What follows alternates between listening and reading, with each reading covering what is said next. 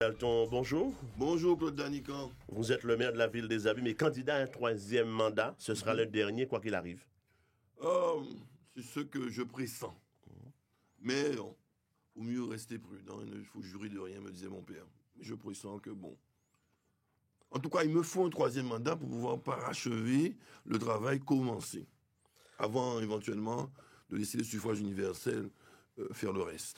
Vous dites aimer les Abîmés et sa population. Estimez-vous avoir tout fait pour développer la ville et améliorer le sort, le quotidien de vos citoyens? Oh, tout. On ne fait jamais tout, hein. Ce serait prétentieux de dire qu'on a tout fait, tout ce qui était possible, imaginable. Non.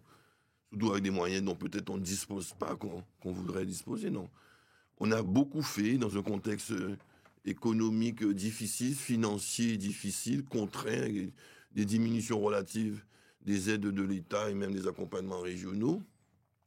Et rénovation urbaine, Rézé, Grand Camp, le Bourg des Abîmes, poursuite de la rénovation du Grand Boissard. On a entamé le développement rural durable de nos campagnes pour y amener les réseaux d'eau, d'électricité, le désenclavement numérique, le transport avec Carulis, pour préparer les équipements d'accompagnement qui devront jalonner nos campagnes aussi bien à l'ancienne école de Chazot que l'ancienne école de Boivin, que de Maine-Chauvel également. On a beaucoup fait en cohésion sociale, hein, auprès des aînés, des nécessiteux, des jeunes en déshérence, développement économique avec Cap Excellence, dans nos zones d'activité économique, soit qui sont arrivés au sommet de leur commercialisation comme la zone de Providence, ou soit qui sont en cours de rénovation, Grand Camp, Monteverguin, Petit Pérou du Gazon de Bourgogne. Très bien, on va arrêter la litanie. Voilà, très bien. Comme le principe de l'émission, vos adversaires ont la possibilité de vous interroger. On commence par la question de Daniel D'accord. Ah. Pensez-vous que le système capitaliste qui dirige le monde et la Guadeloupe peut réellement changer le sort des travailleurs et des masses populaires? Répondez. Oh, Daniel, c'est une amie, hein. Vaillante militante combat ouvrier. C'est sûr que c'est pas la panacée, le système capitaliste, surtout quand il est prédateur, cupide, comme de plus en plus aujourd'hui, n'est pas sans doute la meilleure solution, hein. Il faut quelque part faire avec cette économie de marché débridée. Mais moi, je rêve, comme Daniel, sans doute, d'un autre monde, hein, où l'homme est davantage placé au cœur des préoccupations des politiques publiques, et où l'environnement aussi, hein, mais toujours l'être humain placé au cœur de ses préoccupations dans le cadre du développement durable, digne de ce nom, avec une composante sociale importante. Ça, c'est le monde dont nous rêvons. Il faut sans doute une révolution écologique mondiale, pacifique, assurément. Mais il faut cette révolution pour mettre à la tête des grandes nations des gouvernants capables de pousser le monde industriel capitaliste et à leur niveau aussi des politiques publiques résolument drastiques pour sauver déjà l'humanité du réchauffement climatique et ce faisant aussi améliorer le bien-être du plus grand nombre de travailleurs, comme dit Daniel Diacoc. C'est au tour d'Olivier Servat de vous interroger. Monsieur le maire sortant, comment expliquez-vous que la ville des Abîmes, en 5 ans, ait perdu 5000 habitants, c'est-à-dire 1000 habitants par année, alors même que des villes comme Bémao, Petit-Bourg, faisant preuve de dynamisme, augmentent leur population? Serait-ce le signe d'un vote avec les pieds, d'une insatisfaction d'Abîmiens qui partent parce que les impôts seraient trop élevés et parce que les services publics ne seraient pas à niveau? Il y a encore M. Servat pour ne pas voir ce que tous les Abîmiens, les Guadeloupéens voient, le développement important, l'attractivité nouvelle de la ville des Abîmes, et ne pas entendre la satisfaction générale de la population. Mais enfin, la baisse démographique des Abîmes, comme la très grande majorité des communes de la Guadeloupe, s'explique par des phénomènes de migration, on le sait, on l'a dit, hein, et deuxièmement de vieillissement de la population, migration vers l'extérieur de la Guadeloupe, et vieillissement de la population qui touche tout le monde. Et les Abîmes aussi, évidemment, la ville des Abîmes est plus peuplée. Donc, quand il y a un taux dans ces composantes, le nombre est plus important, forcément, aux Abîmes, qui est 2 fois plus peuplé, par exemple, que Bémao. Mais il y a un troisième phénomène, il y a aussi une sous-estimation puisqu'on a fait la rénovation urbaine, beaucoup de gens ont été délogés, notamment sous Grand Camp, ils ont échappé au recensement. Ça compte des milliers d'habitants.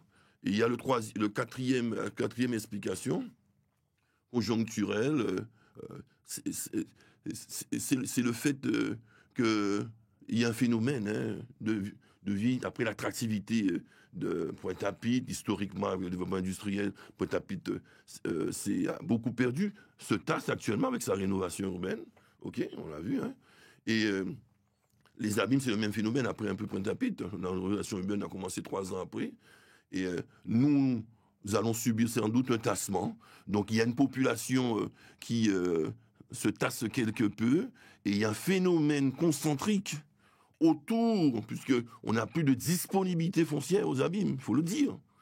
Et les disponibilités foncières se trouvent sur Morne-à-l'Eau, qui connaît un fort développement. Est-ce qu'il y a vraiment des politiques publiques à Morne-à-l'Eau pour cela? Non. Phénomène, Morne-à-l'Eau profite du développement, de la nouvelle attractivité des Abîmes, là où il y a encore du foncier pour construire des logements, ou voir des entreprises, et ces parcelles concentrées autour, il y a Bémao qui a connu une forte attraction, mais où son augmentation va se décélérer, et il y a autour, Petit Bout, il y a Goyave, et Morne-à-l'Eau, tout autour de cette conurbation Cap Excellence, c'est là qu'il va avoir de développement, puisque c'est là une capacité de mobilisation de foncier pour se faire. Donc, les Abîmes sont au cœur de l'attractivité de la Guadeloupe et les communes aux alentours en profitent. Nous écoutons à présent la question de Francine Jacques-Boukwali. Alors, je ne comprends pas pourquoi le maire, après 2 mandatures, veuille faire un dernier mandat, un 3e mandat. Je ne comprends pas quel en est l'intérêt fondamental. Que pourrait-il faire de mieux pour permettre la création d'activités pour la jeunesse, pour assainir la gestion de la ville? Je ne comprends pas l'intérêt, en tout cas, de cette insistance, je maintiens, quand on connaît les problèmes qu'il ne parvient pas à résoudre. Je pense qu'il serait plus bienséant, plus magistral qu'il sorte en grand seigneur en tirant sa révérence. Je reconnais l'humour un peu sec de mon ami Francillon Jacobi-Coali.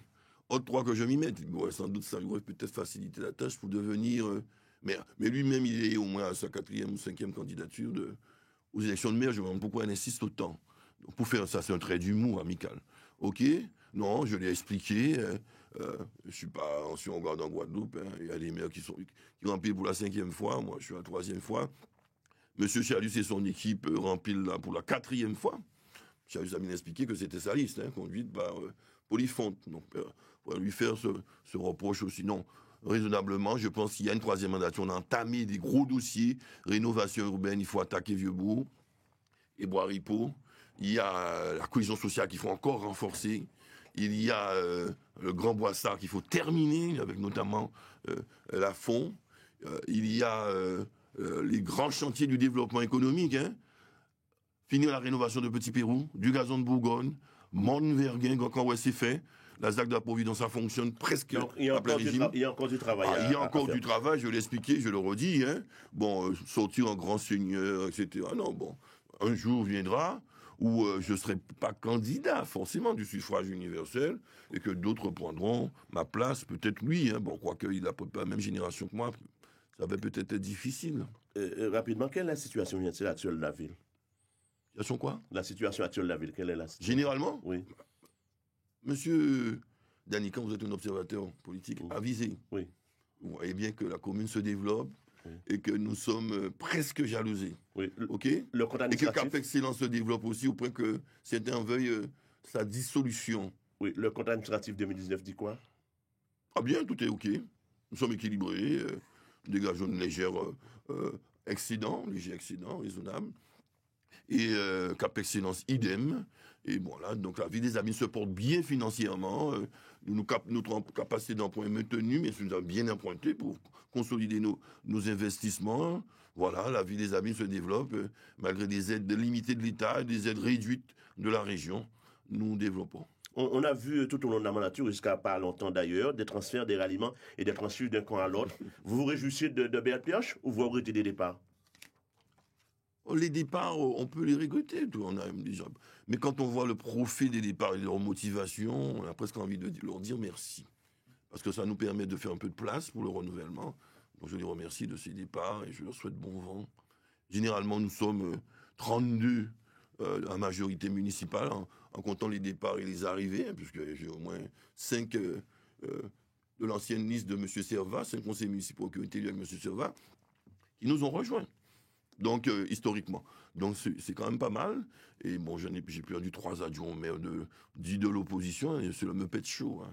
Politique des abîmes, ne rigolez pas. Éric Jalton, merci, bonne journée. Merci. Merci, messieurs. Retour de la grande interview demain après le journal de 6h.